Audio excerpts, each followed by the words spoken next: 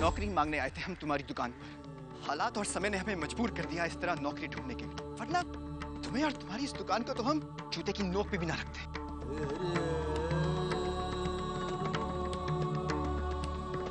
हमने भी ये फैसला किया है कि नौकरी अब सिर्फ भैया ही नहीं, हम भी ढूंढेंगे। अब आपको इतनी कोशिश करनी होगी कि ठाकुर साहब को किसी भी बात पर गुस्सा ना आए। एक तो सब्जियों के भाव आसमान छू रहे, ऊपर से 7-7 लोग खाने।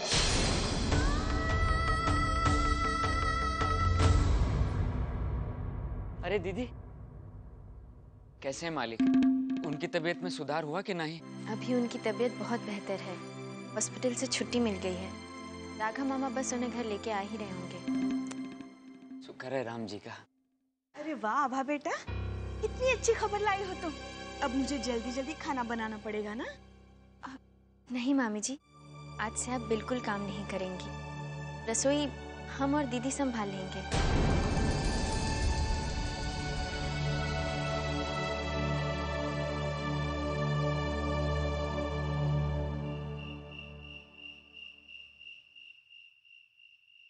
दो दिन अस्पताल क्या गए, ऐसा लग रहा है जैसे दुनिया से ही कट गए।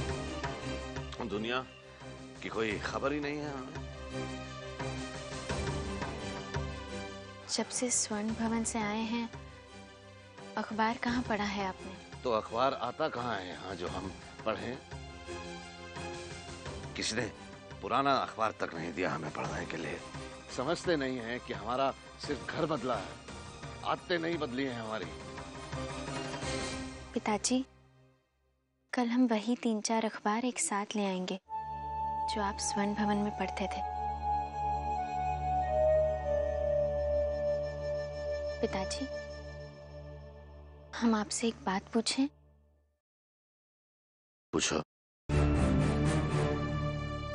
आपको लड़कियों का नौकरी करना कैसा लगता है? गलत।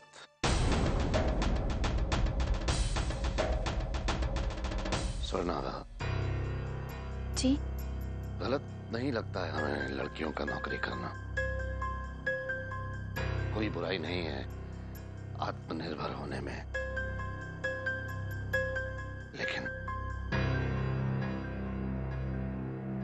लेकिन तुम कभी नौकरी करने की मत सोचना बेटा।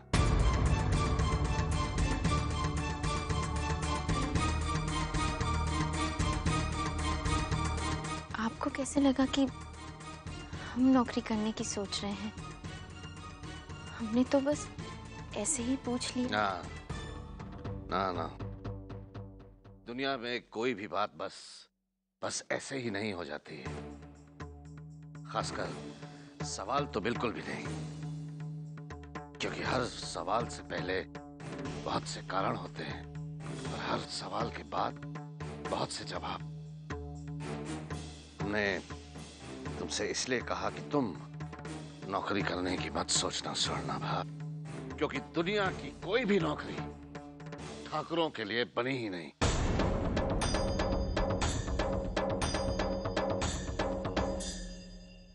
सूप लेंगे पिताजी? ना, अब तुम भी जाओ, जाओ खाना खा लो।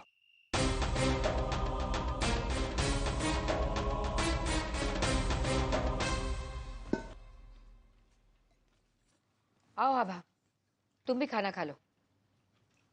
शीतल, आभा के लिए जरा दाल सब्जी गर्म कर लो। आप बैठिए, हम करके लाते हैं।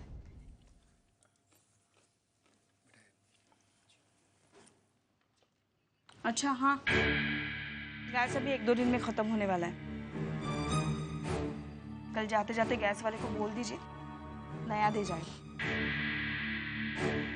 महीना चलता था, अब तो 20 दिन में ही खत्म हो रहा है।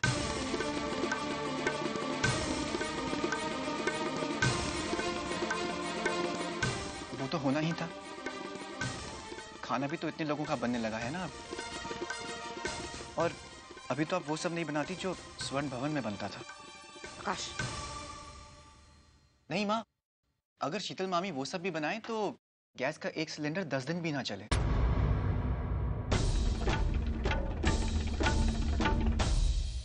माँ, पिताजी की तबीयत भी संभल गई है तो मैं सोच रही थी कि मैं वापस चली जाऊं। हाँ, कम से कम एक तो कम होगा मुफ्त में खाना खाने वाला। प्रकाश, समझते भी हो क्या बोलना है क्या नहीं? कोई बात नहीं, बच्चा है बहना। अब आप शुरू करो। लता बेटा, मेरे ख्याल से थोड़ी तबीयत और संभलने दो ठाकुर साहब की। कुछ दिन के बाद चली जाना। नहीं मामा, जीजा जी भी वहाँ अकेले हैं ना। कोई बात नहीं बेटा, सोच समझकर फैसला कर लेना। पूरी रात पड़ी है सोचने के लिए, अभी तो सिर्फ 10 बजे हैं।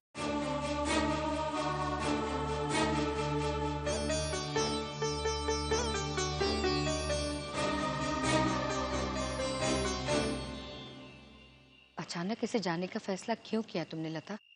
माँ, आपने प्रकाश भैया को डांट जरूर दिया, पर वो सही कह रहे थे। मेरे यहाँ से जाने से कम एक आदमी का बोझ तो कम होगा, राघव मामा के सर से। वो चाहे ना बोले, पर सच बात तो यही है कि हमें उनका सहारा बनना चाहिए, और उसका यही रास्ता है कि हम कहीं कुछ नौकरी करें। धीरे बोलो, तुम्हारे पिताजी सुन लेंगे। माँ, हम जानते हैं पिताजी को हमारा नौकरी करना कभी भी अच्छा नहीं लगेगा। हमने सरसरी बात करके देख ली है पिताजी से, पर हालात ही कुछ ऐसे हैं कि हमें कुछ ना कुछ तो करना ही पड़ेगा, फिर चाहे पिताजी से छुपा कर करें। सूरज और सच्चाई छुपाने से नहीं छुपते हैं बेटा। जरूरत और दर्द भी अनदेखा करने से कम तो नहीं होते हैं ना माँ। चिंता मत करिए, सब ठीक हो जाएगा। हर रात का सवेरा होता है माँ।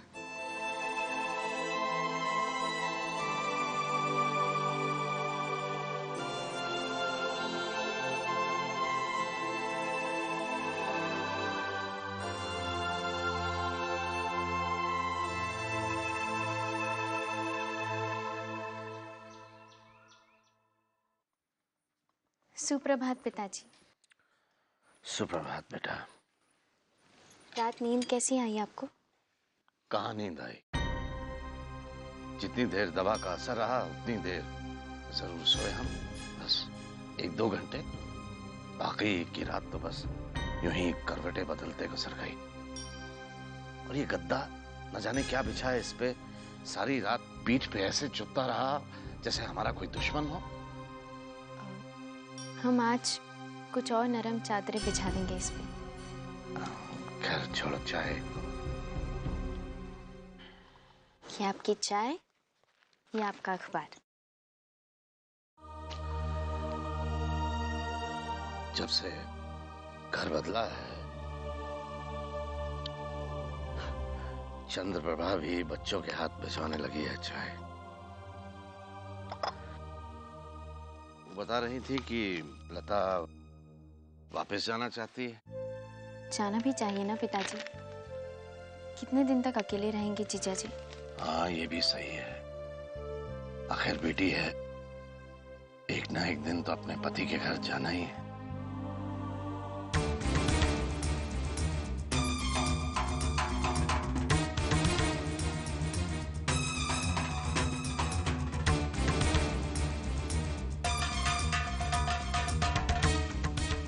टू 365-4109।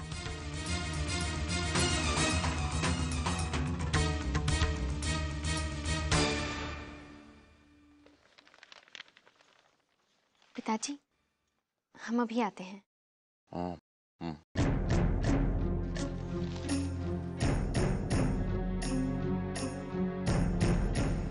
2365409।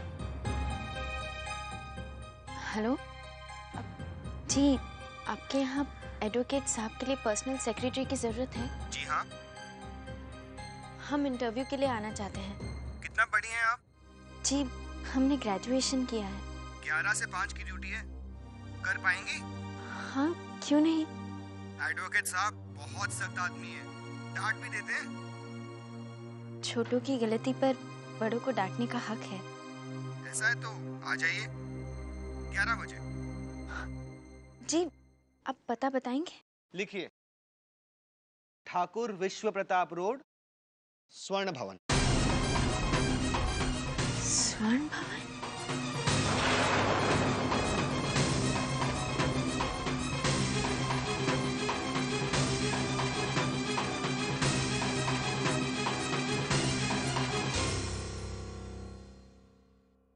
आभा।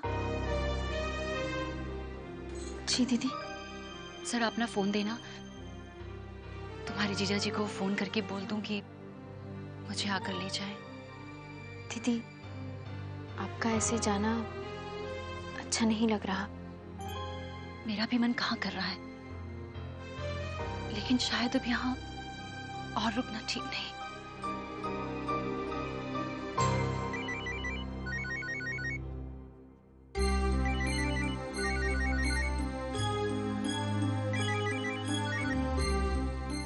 हेलो। आप 11 बजे मत आइए, एडवोकेट साहब बिजी हैं। और किस टाइम आ सकती हैं आप? 2 बजे के बाद। जब आप कहें आ जाएंगे हम। मैं तो कहता हूँ कि आप 2 बजे ही आ जाइए। जो काम जितनी जल्दी हो जाए उतना ही अच्छा है। जैसे पहले के 12 लोग रिजेक्ट हुए हैं, आपको भी रिजेक्ट ही होना है। वैसे ऑल द बेस्ट है।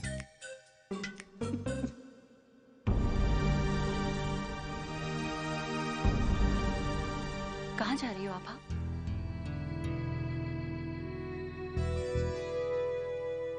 एक नौकरी के इंटरव्यू के लिए। जिंदगी का पहला इंटरव्यू।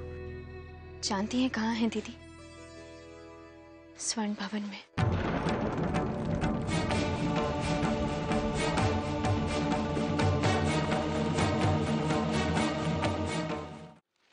जब से हमने स्वर्ण भवन छोड़ा है, लगता है स्वर्ण भवन उज्जैन में रहा ही नहीं।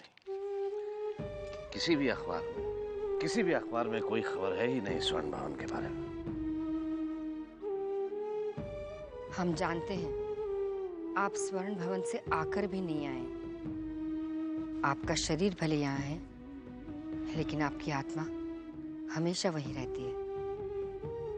पुरानी कहावत है चंद्रप्रभा, इंसान जहां जन्म लेता है वहीं मरना भी चाहता है।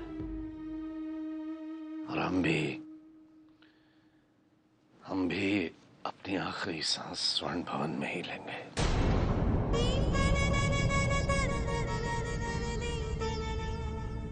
आभा, अब तुम स्वर्ण भवन में काम करने जाओगी?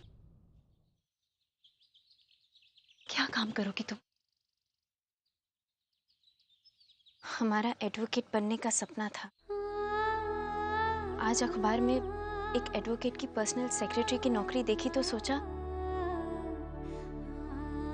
वकील नहीं बन सके तो वकील की सेक्रेटरी ही बन जाते हैं। पर हमें अंदाजा नहीं था कि जिनकी सेक्रेटरी बनना है वो वही वकील है जिन्होंने हमारा स्वर्ण भवन खरीदा है। आभा, तुम ये नौकरी नहीं करोगी। क्यों दीदी? जिस स्वर्ण भवन में हमारा बचपन बीता, जहाँ के मालिक थे हम। हमें नहीं पता था कि हम जिन्हें फोन कर रहे हैं वो स्वर्ण भवन के नए मालिक हैं।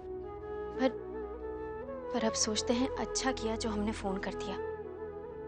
अगर हमें नौकरी मिल गई तो नौकरी के बहाने हम स्वर्ण भवन के पास तो रहेंगे, उसकी देखभाल तो कर सकेंगे।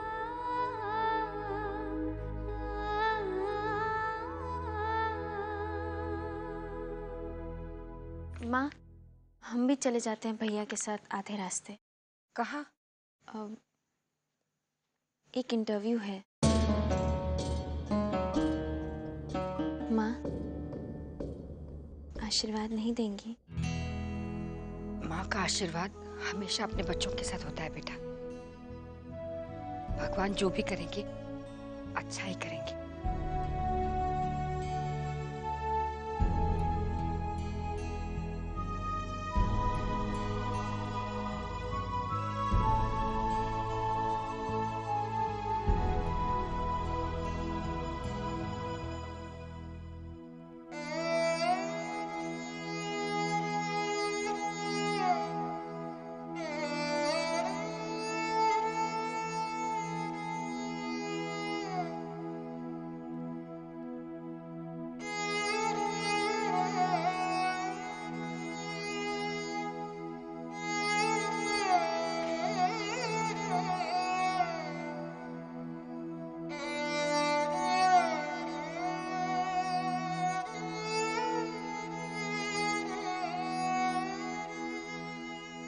पिताजी, माँ ने पूछा नहीं और हम आपको बता नहीं रहे कि हम कहाँ जा रहे हैं काम मांगने।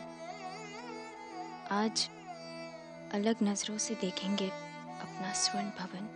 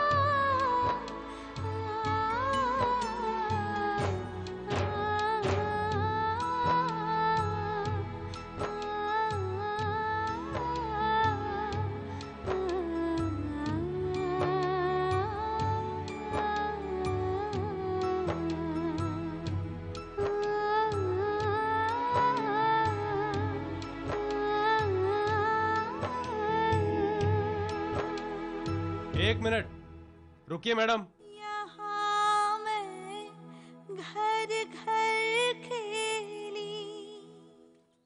क्या है मैडम, आपको किससे मिलना है?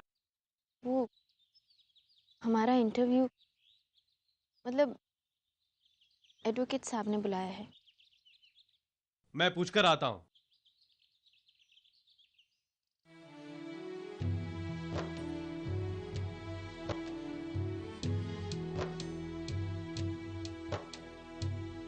एक बगिया में पतझड़ आया, उड़ जाएंगे पंछी भी। एक घरौंदा बिखरेगा जब रो देगा फिर माली भी। छूट गए